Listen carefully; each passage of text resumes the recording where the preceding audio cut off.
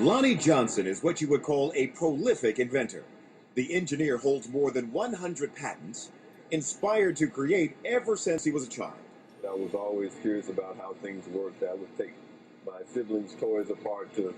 Sometimes I put them back together. Sometimes I use parts to make something else totally different.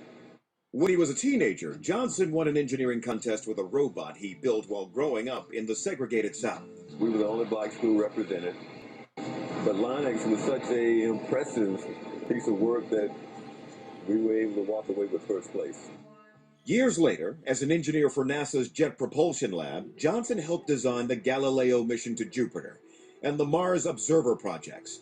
But Johnson's biggest claim to fame was engineering this toy, the Super Soaker squirt gun.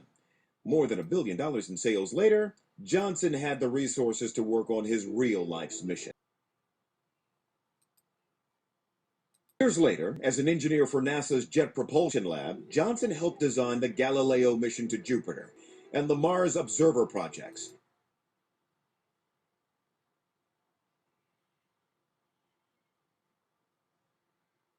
And had the resources to work on his real life's mission, finding ways to power the world without polluting it. That was my strategy because I was having a lot of trouble getting investors or people to support the research that I wanted to do in the hard science area. The engineer started 2 companies, located them in what was once a blighted Atlanta neighborhood, and hired fellow scientists to work on his mission. We've done some things at the research level that a lot of people have predicted were impossible and could not work. Johnson and his team spent 7 years developing this lithium-air battery. A battery, he says, provides 10 times more energy than the most powerful batteries now on the market. Whereas the auto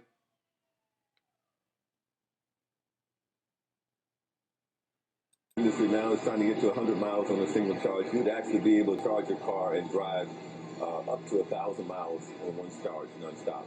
So that would eliminate the reservation that a lot of people have about electric cars. Johnson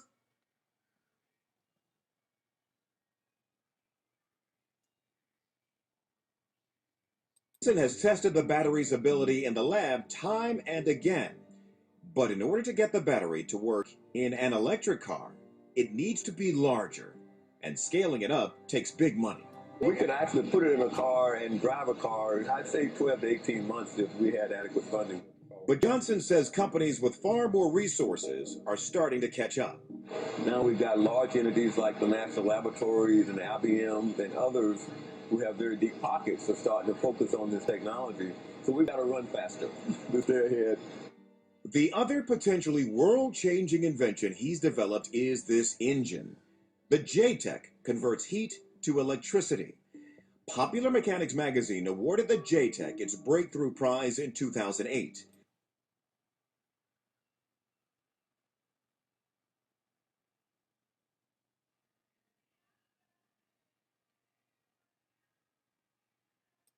And the National Science Foundation has said the JTEC has, quote, a good chance of being the best thing on Earth.